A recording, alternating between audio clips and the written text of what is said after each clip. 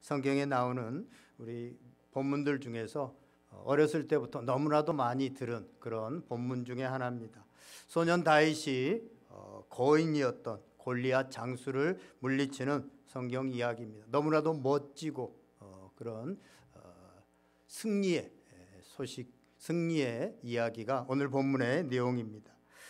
오늘 본문을 보면 다윗이 거인 골리앗을 물리치게 되어집니다. 어떻게 물리치게 됩니까? 표면상으로는 돌을 물매로 던져서 골리앗의 이마에 정통으로 맞춰서 이깁니다. 하지만 다윗이 골리앗을 이기게 된 것은 다윗의 물매 실력이 뛰어나서나 운이 좋아서 그렇게 된 것은 아닙니다. 다윗이 골리앗을 이기게 된 데에는 비결이 있습니다.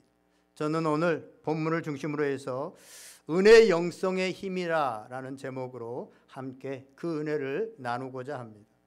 저는 어려서 태어날 때부터 저희 부모님이 예수님을 믿고 있어서 그냥 교회를 따라다녔습니다. 주일학교, 중고등부 계속해서 거의 주일에 빠지지 않고 교회를 다니게 되었는데, 내가 인격적으로 예수님을 만나게 된 것은 20살 초반에 20대 초반에 예수님을 만나게 되어지면, 인격적인 예수님을 만나게 되면서 너무나도 좋고 너무나도 감사하고, 그래서 내 스스로 거룩한 삶을 살아가야 되겠다라고 다짐하고 여러 가지 노력을 했습니다. 예수님이 싫어할 거라고 생각하는 세상 친구들을 다 멀리하고 그들과 어울리지 않고 그들과 시간을 낭비하지 않고 되도록이면 교회에 가서 기관 회장을 비롯해서 성가대, 차량 봉사, 찬양 인도 여러 일들을 맡아서 분주하게 교회 생활을 했습니다.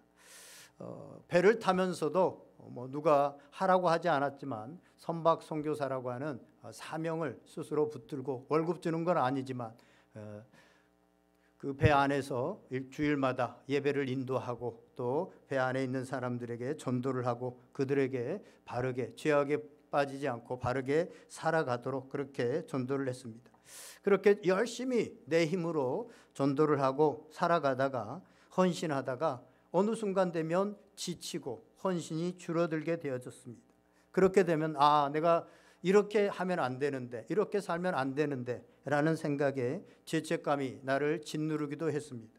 그럴 때마다 불성실하고 또 신앙으로 살지 못하는 내 모습, 죄에 빠지는 그런 모습을 보면서 회개도 하고 주님 앞에 돌아가려고 이렇게 생각을 하는데, 그때는 왠지 또 회개도 정말 마음 깊은 곳에서 나오는 그런 회개가 잘 되어지지 않고 다시 회복이 늦어지기도 했습니다.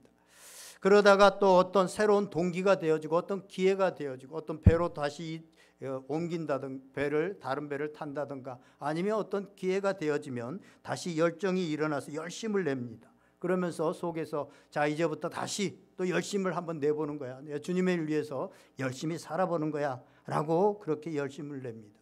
그러다가 또 시간이 지나가게 되어지면 또 그 열심이 식어지고 지치고 이것을 계속해서 반복하다 보니까 어느 순간 내 속에 복음의 열정이나 감격, 예배에 대한 그 사모함, 열정, 설레임 이런 것들이 점점 식어져 가고 있고, 습관을 따라서 또 기도를 함에 있어서도 그런 간절함보다는 그냥 습관을 따라서 시간을 따라서 나오고 있는 이 내 모습을 발견하게 되어졌습니다. 다른 사람들을 의식하면서 자유함도 좀 없어졌습니다. 내가 그래도 신앙생활을 이 정도 했고 직분이 이런 건데 다른 사람들이 나를 보고 있는데 내가 이러면 안 되지라고 하는, 그래서 늘 자유함이 없었습니다. 은혜의 영성을 모를 때 나의 삶의 신앙의 형태가 이런 부분이었습니다. 늘 내 자신이 열심히 신앙생활을 하려고 했지만 늘 넘어지고 제자리에 와 있던 그런 모습이었습니다. 이것은 아마 비단 저만의 경험은 아닐 거라는 생각을 합니다. 지금 우리나라에 예전에는 그렇게 열심히 하고 신앙생활과 교회생활을 했던 집사님, 권사님, 장로님, 심지어는 목사님들조차도 교회에 안 나가고 신앙생활을 안 나가는 사람이 적어도 수십만 명은 지금 됩니다. 분명 예수님께서 우리에게 승리와 평강 그리고 기쁨의 삶을 허락하셨는데 대다수의 그리스도인들이 그것을 잘 경험하지 못하고 있습니다. 예수님을 잘 믿고 신실하게 살아보려고 하는 사람들조차도 성경에서 말하는 항상 기뻐하고 감사하는 삶을 잘 살아가지 못합니다. 늘 마음속에 뭔가 아쉬움이 있고 허전함이 있고 불만족이 있고 이런 것들이 있습니다. 왜 그럴까요? 신앙생활이라는 것이 본래 그런 것일까요? 신앙생활은 그런 건 성경에 써 있는 거고 항상 기뻐하고 감사하는 건 써 있는 거고 우리는 그것을 추구하다 보니까 늘 넘어지고 쓰러지고 그러면서 늘 제자리에서 그런 삶을 살아가는 것이 과연 우리의 신앙생활이고 하나님께서 우리에게 하라고 하는 그런 신앙생활일까요? 오늘 본문에서 저는 그 해답을 찾고자 합니다. 오늘 본문에 나오는 다윗은 예수님을 믿는 우리 그리스도인을 대표하는 성도라고 한다면 골리앗은 예수님을 알지 못하는 세상 사람들을 대표하는 사람이라고 볼 수 있습니다. 골리앗은 세상을 대표하는 사람으로서 그가 세상에서 승리하는 방법은 칼과 창과 단창에 있었습니다. 그래서 그는 칼과 창과 단창을 준비해서 전쟁에 나옵니다. 인생 전쟁에 나옵니다. 육체적인 힘과 싸움의 능력이 지배하는 당시 사회에서 골리앗은 당시 사회에서 살아남을 수 있는 충분한 능력과 승리할 수 있는 여건을 갖추고 있는 사람이었습니다. 세상이 필요로 하는 그런 조건들을 갖추고 있는 사람이었습니다. 오늘날도 마찬가지입니다. 세상에서 승리하고 성공할 수 있는 토대는 우리가 타고난 여건, 부모님이 누구냐, 할아버지가 누구냐, 또는 우리가 어떤 신체를 가지고 태어났느냐, 거기에다가 여러 가지 스펙들을 잘 쌓아야만 세상에서 그것을 준비해야만 승리할 수 있고 성공적인 삶을 살 수 있다고 생각합니다. 그래서 사람들이 이러한 것들을 준비하기 위해서 여러 방면으로 노력합니다.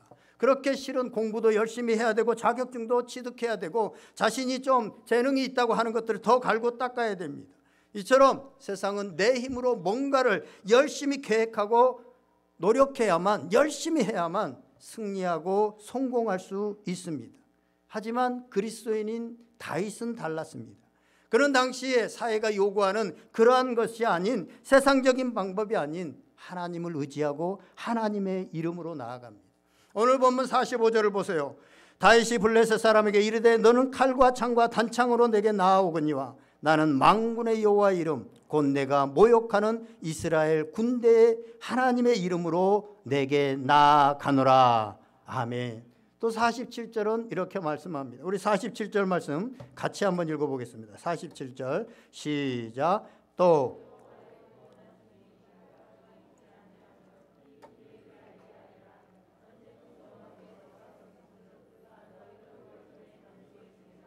아멘. 결국 이 전쟁에서 세상의 방법을 따른 골리앗이 아니라 다윗이 살아남게 되고 다윗이 승리하게 되어집니다. 이를 통해서 성경이 우리에게 말씀하고 있는 교훈은 무엇입니까? 성경의 모든 사건들은 우리를 교훈하기 위해서 주셨다라고 로마서 15장에는 말씀하고 있습니다. 교훈이 무엇입니까?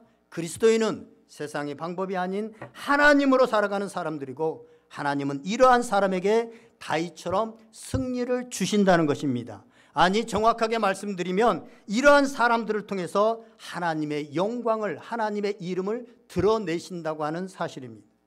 다윗과 골리앗의 경우에서 볼 수 있듯이 우리가 이 세상을 살아가는 방법은 두 가지가 있습니다. 하나는 세상적인 방법으로 내가 열심히 노력하고 내가 스펙을 쌓고 내가 돈을 벌고 내가 방법을 구하고 그래서 열심히 살아가는 방법이고, 또 하나의 방법은 하나님으로 살아가는 방법입니다.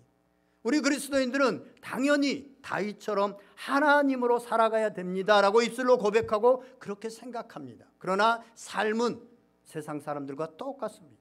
여전히 내가 계획하고 내가 열심히 하고 내가 스펙을 쌓고 그러다가 안 되면 좌절하고 똑같은 방법으로 살아갑니다.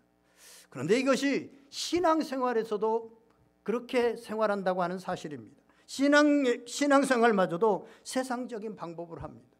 내 힘으로 열심히 하나님을 위해 헌신해서 인정을 받으려고 합니다. 그런데 내 힘으로 아무리 열심히 해도 주님을 기쁘시게 하는데 성공하지 못할 뿐만 아니라 그렇게 내 힘으로 주님을 섬기면은 끝이 없기 때문에 내 마음속에는 여전히 갈급함과 허전함이 있습니다. 내가 열심히 했는데 나보다 더 열심히 하는 사람이 있어요. 그러면 경쟁 신앙에 그 사람보다 내가 더 뛰어나야 더 우쭐할 수 있는데 그렇지 않으니까 여전히 뭔가 허전함이 있고 뭔가 갈급함이 있습니다. 그러다 보면 제가 서두에서 말씀드렸던 최신앙생활 같은 그런 신앙생활이 되어집니다. 그 안에 참된 기쁨과 참된 감사와 그리스도 안에서 성장이라고 하는 것은 찾아볼 수 없고 계속 똑같은 삶을 시계추처럼 왔다 갔다 하는 그런 신앙생활이 되어집니다. 여러분 꼭 기억하시기 바랍니다. 그리스도의 삶은 예수님을 위해서 사는 것이 아닙니다.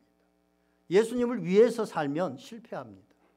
왜냐하면 우리는 한결같이 우리의 힘으로 우리의 노력으로 예수님을 위해서 살 수 없기 때문에 그렇습니다.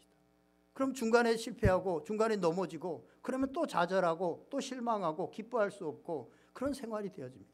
그래서 예수님을 위해서 사는 것이 아니라 예수님이 우리를 통해서 나를 통해서 나타나도록 해야 됩니다.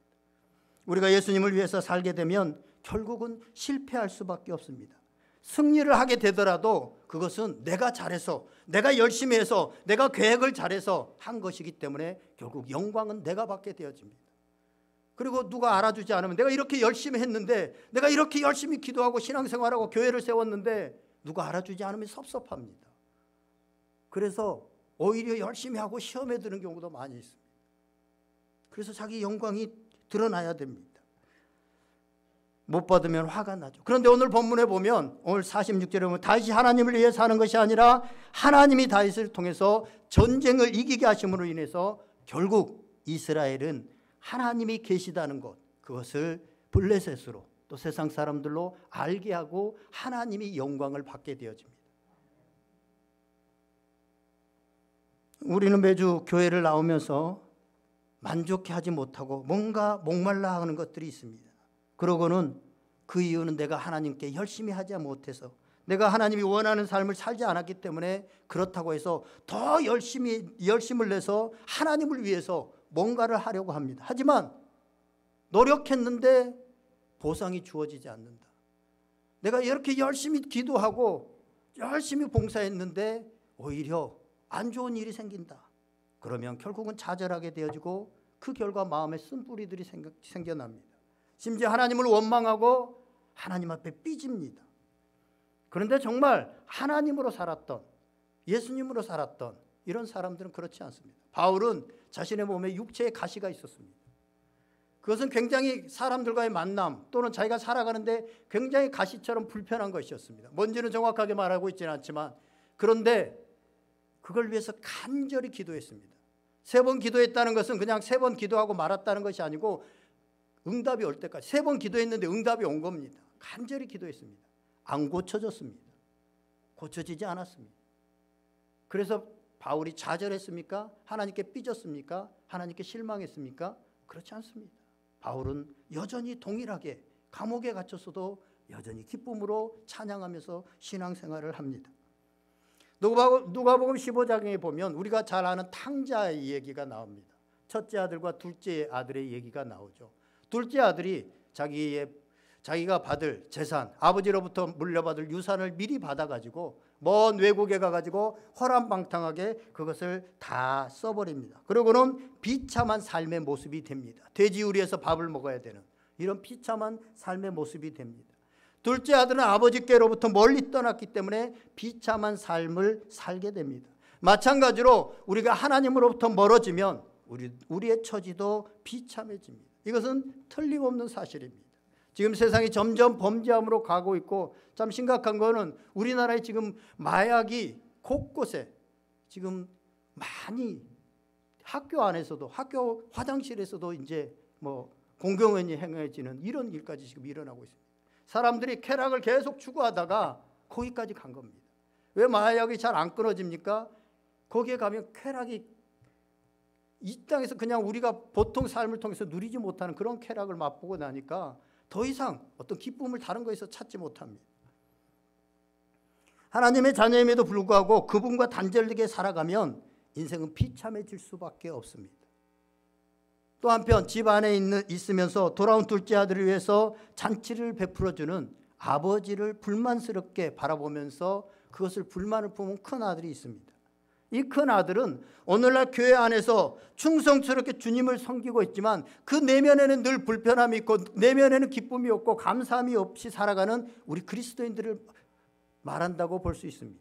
큰 아들은 자기 스스로 아버지를 위해서 뭔가를 했다고 그렇게 생각했습니다. 그래서 내가 아버지 집에서 여러 해 동안 섬겼고 바른 일을 하고 있다라고 그렇게 생각하고, 그래서 아버지께서 나를 더 사랑하실 거야라고 생각을 하였습니다. 자신은 한 번도 아버지의 명을 어긴 적이 없다라고 그렇게 말합니다. 그래서 돌아온 동생을 동생이라고 부르지 못합니다. 동생은 아버지의 재산을 축냈고 아버지를 위해서 자신이 열심히 일할 때 그 재산을 가지고 가서 허랑방탕하게 썼기 때문에, 아버지의 재산을 축냈기 때문에 그렇습니다. 자기가 일조한 그 재산을 동생이 축냈기 때문에 동생을 동생이라고 부르지 못합니다. 그런데 아버지는 탕자를 위해서, 그 둘째 아들을 위해서 잔치를 베풀어주는 이것을 보면서 마음에 탐탁하지 않습니다. 그리고 아버지에게 따집니다. 이럴 수가 있습니까? 그랬더니 아버지가 뭐라고 그럽니까? 야, 너는 나와 항상 함께 있으니 내 것이 다 내 것이다. 내가 가진 것이 다 내 것인데 송아지 몇 마리 잡았다고 그것으로 잔치를 베풀었다고 화를 낼 게 뭐 있느냐? 너 송아지를 원하니 저 들에 있는 소를 봐라. 저 소가 다 내 것이다. 그런데 송아지 몇 마리 잡았다고 그렇게 서운해할 필요 없다. 그렇게 말합니다. 교회 안에서 이런 첫째 아들과 같은 성도들이 있습니다. 자신은 예배도 열심히 드렸고 봉사도 열심히 하고 헌금 생활도 잘하고 스스로 좋은 신앙을 가지고 있다고 생각하는 둘째 아들처럼 신앙생활 잘 못하는 사람들은 잘못됐다고 판단하고 정죄하는 목사요, 장로요, 권사요, 집사들이 그렇습니다. 늘 옳고 그름을 판단하는 업으로 사는 선악가로 사는 사람들입니다. 이런 사람들이 많으면 교회가 은혜가 없는 곳이 되어집니다. 교회는 베데스다 연못처럼 은혜가 넘치는 곳이 되어야 됩니다. 그런데 이런 사람들이 많아지면 교회에 은혜가 없어집니다. 오늘날 점점 신앙생활을 더 열심히 하는데 점점 교회가 은혜가 없어지는 이유가 그렇습니다. 그런데 예수님은 그렇지 않았습니다. 당시에 죄인이라고 여겨졌던, 많은 사람들이 죄인이라고 했던 세리나 창녀들 같은 사람들을 죄인이라고 부른 적이 없습니다. 심지어는 현장에서 간음하다가 붙잡혀온 여인에게조차도 죄인이라고 욕하거나 비난하지 않습니다. 사람들은 율법을 적용해서 돌로 쳐서 그 여인을 죽여야 된다라고 그렇게 덤비고 잔뜩 돌을 쥐고 있습니다. 그런데 예수님께서 뭐라고 말씀하십니까? 죄가 없는 자만 저 여인에게 돌을 던지라 라고 하셨습니다. 그러자 아무도 던지지 못합니다.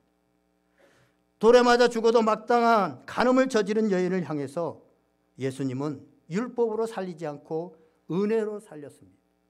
이처럼 율법은 사람을 죽이지만 은혜는 사람을 살립니다. 예수님은 원수를 사랑하라고 가르치셨는데 원수를 사랑하는 일은 내가 열심히 노력한다고 해서 평생에 할 수 있는 일이 아닙니다. 내 자식, 내 친척, 심지어는 내 교회 지체들도 사랑하기 힘든데 왼수를 사랑하는 것은 도저히 할 수 없습니다. 하지만 은혜가 넘치면, 은혜가 물밀듯이 나를 붙잡고 그 은혜가 충만하게 되어지면 원수도 사랑할 수 있습니다. 왜요? 내 힘으로 하는 게 아니기 때문에 그렇습니다. 내 힘으로 하려고 하면, 내 열심으로 하려고 하면, 내 결심으로 하려고 하면 원수를 사랑하는 것은 안 됩니다. 그런데 어느 순간 되어 있는 걸 봅니다. 거기에 가면 하나님의 은혜에 붙잡혀 있으면 그게 가능하다라는 것입니다. 얼마 전에 우리 교회에 새로 오신 성도님이 그런 얘기를 저한테 하더라고요. 교회에 오면 눈물이 나고 말씀을 들으면 계속해서 눈물이 납니다 라는 얘기를 하더라고요. 왜 눈물이 납니까? 내 안에 은혜가 들어왔기 때문에 그렇습니다. 내 안에 은혜가 들어오면 예배당에 들어서는 순간부터 눈물이 납니다. 내가 마땅히 죽어 야 할 사람임에도 불구하고 내가 걸어서 다니는 것이 감사해서 눈물이 나고, 나를 받아주신 주님께 감사해서 눈물이 나고, 내가 거룩한 예배의 자리에 서 있을 수 있는 그런 은혜를 주신 것에 감사해서 은혜가 되고, 더 나아가서 내가 존재하는 것 자체만으로도 너무 기뻐서 감사하게 되어집니다. 이번에 여수를 저희 가족이 일이 있어서 가게 되어지는데 가족이 같이 갔습니다. 둘째 딸이 막 차 안에서 찬양하고 막 바깥 경치를 보고 막 하하호호 하더니 아빠가 옛날에 얘기했던 막 산들이 또 나무들이 막 춤추면서 하나님을 찬양한다는 게 이제 알겠어. 뭔지 알겠다는 거예요. 옛날에는 교회 좀 가자고 하면 안 가겠다고. 거기 왜 가냐고. 하나님이 살아있는지 죽었는지도 모르는데 이랬는데 은혜를 받고 나니까 나무들이 막 춤을 춘다는 게 느껴진다는 거예요. 하나님께 찬양하는 게 느껴진다는 거예요. 그래서 우리는 말씀을 읽어도 은혜로 읽어야 되고, 말씀을 들어도 은혜로 들어야 되고, 사람을 쳐다봐도 은혜로 쳐다봐야 됩니다. 하나님의 사역이든 세상의 일이든 공부든 무엇이든지 은혜로 해야 된다고 하는 사실입니다. 그런데 여러분, 이 은혜가 어디서 옵니까? 그 은혜는 예수님의 십자가에서 옵니다. 로마서 5장 8절에 보면 이렇게 말씀합니다. 우리가 아직 죄인 되었을 때 그리스도께서 우리를 위하여 죽으심으로 하나님께서 우리에 대한 자기의 사랑을 확증하셨느니라. 아멘. 우리가 죄인 되었을 때입니다. 우리가 뭔가 하나님을 위해서 열심히 노력했고 어느 정도 의인이 되었을 때가 아니라 우리가 죄인 되었을 때, 심지어는 내 자신이 죄인이라고 하는 사실조차도 모를 때, 그것도 깨닫지 않을 때, 그때 예수님께서 우리를 위해서 십자가에 달려 돌아가셨습니다. 그래서 십자가의 사건은 은혜입니다. 십자가에 달려 있어야 될 사람이 난데 예수님이 대신 달려 돌아가신 겁니다. 내가 못 박혀야 되는데 예수님께서 못 박히신 것입니다. 그것을 깨닫게 되는 순간 바로 죄와 은혜가 동시에 깨닫게 되어지고, 그때 비로소 은혜가 내 안으로 들어오게 되어집니다. 눈물이 나오게 되어지고 내가 살아있다는 것 자체만으로도 기뻐할 수 있는, 병에 걸렸어도 기뻐할 수 있는 그런 사람이 되어집니다. 우리 육체는요 마치 문어와도 같습니다. 문어가 다리가 여러 가지가 있죠. 저는 문어를 굉장히 좋아하는데요, 문어의 다리가 여러 개가 있습니다. 그런데 이런 다리가 어떤 다리입니까? 질투의 다리, 쓴뿌리, 교만, 탐욕, 심지어는 종교적인 열심, 봉사, 전도, 이런 것도 다 육체를 나타냅니다. 신앙생활을 잘 해보겠다고 하는 사람들은 스스로 이런 것들을 잘라내야 내가 신앙생활을 잘할 수 있다고 생각해서 그런 것들을 잘라내려고 합니다. 그래서 기껏 노력해서 하나를 잘라냈습니다. 질투하는 것을 잘라냈어요. 누구를 시기하던 걸 잘라냈어요. 그런데 조금 지나면 그 자리에서 다시 그것이 자라납니다. 한번 자라나면 이제는 더 강해져요. 그래서 내 속에 더 강해집니다. 그럼 묘한 것이요, 우리가 예수 그리스도 안에서 신앙을 하고 신앙의 연수가 더해가면 은혜가 더 넘쳐야 돼요. 예수님을 더 많이 닮아져야 돼요. 그런데 교회 생활을 하다 보니까 그렇지 못하다는 거예요. 오히려 초신자들이 겸손하게 더 은혜가 있고, 이렇게 신앙생활을 오래 해서 권사, 장로, 목회자가 되면 거의 예수님 수준이 돼가지고 자기한테는 적용 안 하고 다른 사람들에게 적용해서 뭐 주일에 한 번 나와갖고 그게 신앙생활이야? 이러면서 은혜가 없어요. 왜 그렇습니까? 내 자신으로 나는 열심히 해서 이만큼 했는데 저 사람들은 안 하거든요. 그러니까 자기 기준에서 계속적으로 판단을 하는 것입니다.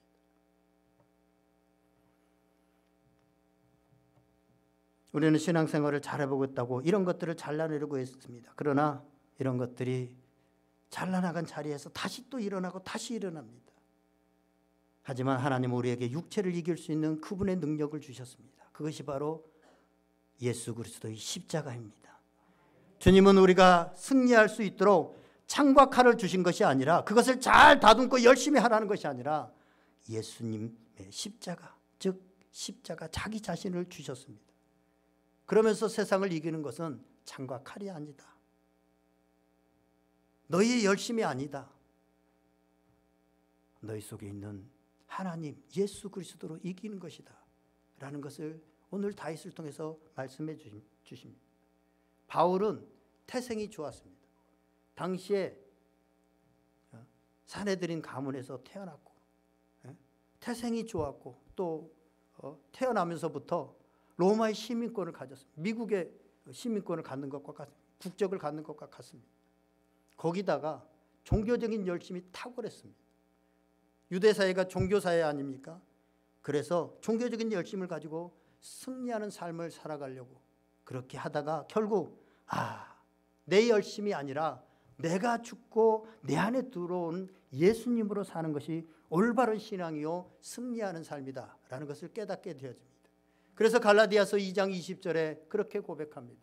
내가 그리스도와 함께 십자가에 못 박혔나니 그런즉 이제는 내가 산 것이 아니요 오직 내 안에 그리스도께서 사시는 것이라. 아멘. 그리스도께서 사시는 것이다.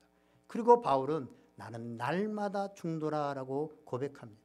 바울은 자신의 힘으로 승리할 수 없다는 것을, 절대 이길 수 없다는 것을 깨달아 알았습니다. 사랑하는 여러분, 바울의 고백처럼 예수님이 십자가에 달려 돌아가실 때 우리도 함께 못 박혔습니다. 우리가 구원받고 거듭났다고 하는 것은 죽어야만 거듭날 수 있습니다. 죽지 않으면 거듭날 수가 없습니다. 그래서 나는 죽고 내 안에 계시는 예수님으로 살 때 우리는 승리하게 되는 것입니다. 다윗이 승리할 수 있었던 것은 자신의 능력이나 열심이 아니라 다윗의 안에 있는 그 하나님의 이름으로, 하나님으로 승리하게 하신 것입니다. 은혜로 산다는 것은요, 편하게 그냥 아무것도 안 하고 그냥 하나님께 마냥 기대어서 무책임하게 사는 것을 은혜로 사는 것이다 라고 그렇게 착각하는 분들이 있습니다. 여러분, 은혜로 산다는 것은 뭡니까? 내 안에 계시는 예수님으로 사는 것입니다. 그래서 그 예수님으로 살면 그렇게 용서 안 되는 사람이 용서가 되어집니다. 그 예수님으로 살면 그렇게 미운 사람이 사랑스럽게 보입니다. 나는 할 수 없었는데 내 안에 있는 예수님으로 살면 주님을 기뻐할 수 있고, 주님께서 내 안에서 기도해라, 헌신해라, 이렇게 말씀하실 때 그 말씀에 순종할 수 있습니다. 그런데 나로 살면 누구 나한테 해를 끼쳤기 때문에 나는 평생 용서 안 할 거야. 나로 살면 아무리 주님께서 기도해라, 헌신해라, 봉사해라 라고 해도 나는 일주일에 한 번, 주일에만 교회에 나갈 거야. 절대 기도하라고 주님께서 내 안에서 얘기하는데도 하지 않습니다. 내 옆에 있는 영혼을 전도해라 라고 해도 전도하지 않습니다. 그냥 내가 중심이 돼서 내가 딱 기준 세워놓고 나는 신앙생활을 여기까지만 할 거야 라는 기준으로 살아가게 되어집니다. 아무리 주님께서 말씀하셔도 그러니까 그 주님의 깊은 승리를 맛보지 못한다고 하는 사실입니다. 은혜로 산다고 하는 것은 예수님으로 사는 것입니다. 그래서 내 능력과 열심으로 살지 않았던 다윗과 바울은 하나님께 영광을 돌리는 삶을 살아가게 되어지고 승리하는 삶을 살아가게 되어집니다. 이러한 은혜가 넘치는 그런 사람들이 많은 교회가 마귀의 계계를 이기고 물리치는 매력적인 교회가 됩니다. 이런 교회에 새로운 영혼들이 더 많이 정착하게 되어지고 거기서 자라나게 되어집니다. 이제 말씀을 정리하려고 합니다.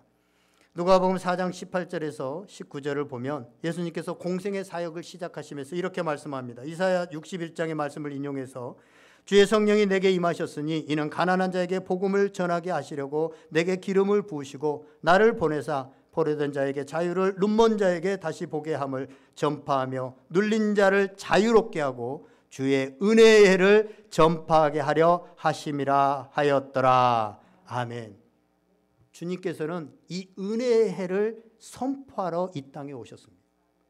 이 은혜의 해라고 하는 것은 구약에 50년마다 돌아오는 희년을 말합니다. 50년이 되어지면 모든 빚을 져서 종이 되었던 사람들이 풀려나는 자유의 해요 기쁨의 해입니다. 이것을 예수님께서 십자가에 달려 돌아가시고 대신 갚아주심으로 인해서 우리에게 이 자유, 이 기쁨, 이 은혜를 주시기 위해서 주님께서 선포하시고 그 사역을 시작하셨습니다. 그래서 예수님 이후를 은혜의 시대다라고 그렇게 말하고 있습니다. 그래서 주님을 믿는 우리는 이 은혜로 살아가는 사람들입니다. 십자가의 은혜가 매일매일 새로워질 때 우리의 신앙도 우리의 인생도 결국은 승리할 수 있게 된다고 하는 사실입니다. 내 힘으로 승리할 수 없습니다. 아무리 노력해도 원수를 사랑할 수 없습니다. 아무리 결심을 해도 사랑할 수 없습니다. 사랑하는 여러분, 교회를 20년 30년 다녔는데, 그래서 죽어서 주님 앞에 섰는데, 이제 천국 앞에 문 앞에 섰는데, 거기에 베드로가 있고 아브라함이 있고 바울이 있고 예수님도 있고 막 있어요. 그런데 예수님이 누군지를 모르겠어. 20년 30년을 신앙생활하고 이제 천국문 앞에 섰는데 예수님이 누군지를 모르겠어. 주님 해야 되는데 베드로 앞에 가서 주님 할 것 같아.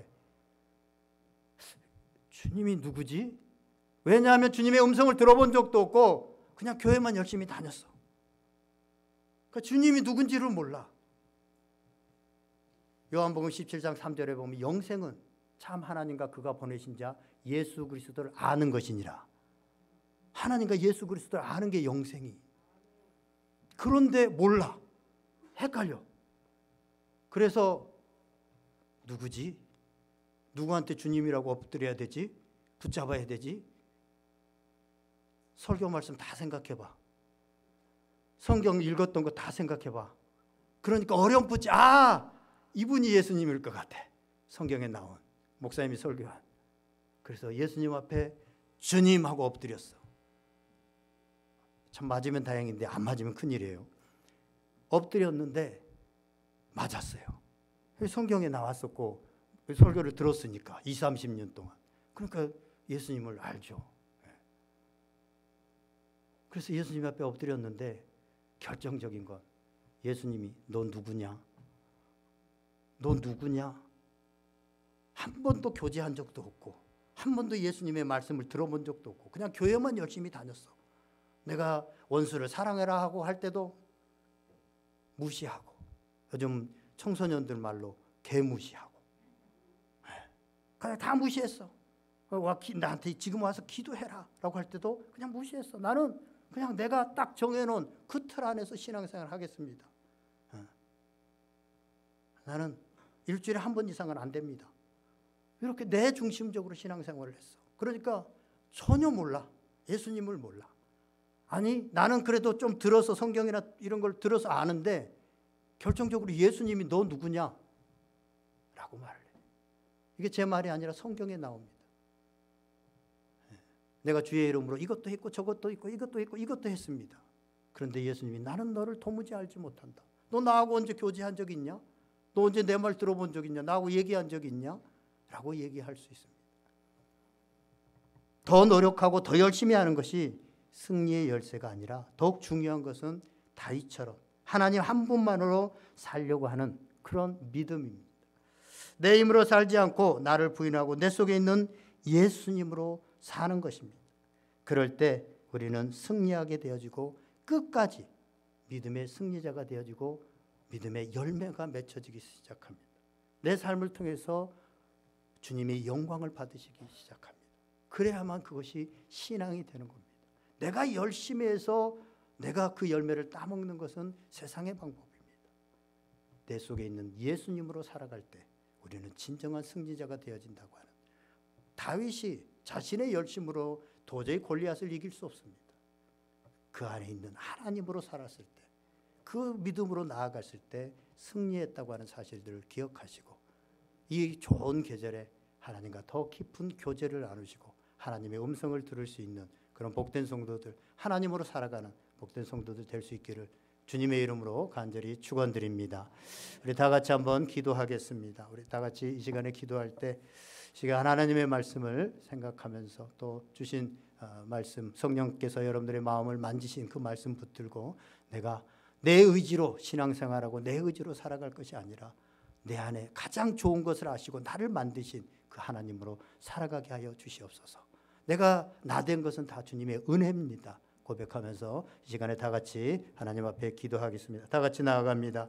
하나님 아버지 감사합니다. 거룩한 날 주님 말씀을 통해서 우리가 이 땅을 어떻게 살아가야 될지 내가 고민하고 내가 결정해야 되고 내가 판단해야 되고 내 열심으로 아버지 안에 살려고 하면서 늘 넘어지고 좌절하고 실패하고 고통스러워했던 삶을 주님 앞에 아버지 하나님 주님께서 나에게 찾아오셔서 주님으로 살라고 말씀하고 계시고 내 속에 있는 주님으로 살라고 말씀하십니다. 하나님 나를 너무나도 잘 잘 아시고 아버지 하나님 나의 모든 것을 아시는 그 주님께서 아버지 하나님 나에게 말씀하실 때 아버지 하나님 내 자신을 내려놓고 아버지 하나님 내 자아를 내려놓고 주님으로 살아가게 하여 주시옵소서. 예수님으로 살아갈 수 있도록 인도하여 주시옵소서. 주님의 음성에 귀를 기울이고 주님과 동행하는 참된 평안과 기쁨을 누리게 하여 주시옵소서. 언제나 얕은 물가에서 아버지 하나님 그 은혜를 경험하지 못하고 아버지 하나님 늘 내 방법과 내 방식으로 살아가다가 지치고 공고한 인생이 되지 말게 하여 주시고 아버지 하나님 저 깊은 은혜의 강가에서 은혜 속에서 하나님 그 기쁨을 누리며 마음껏 헤어지며 자유할 수 있는 그런 기쁨의 사람들이 되어질 수 있도록 그런 은혜의 사람들이 되게 하여 주시옵소서.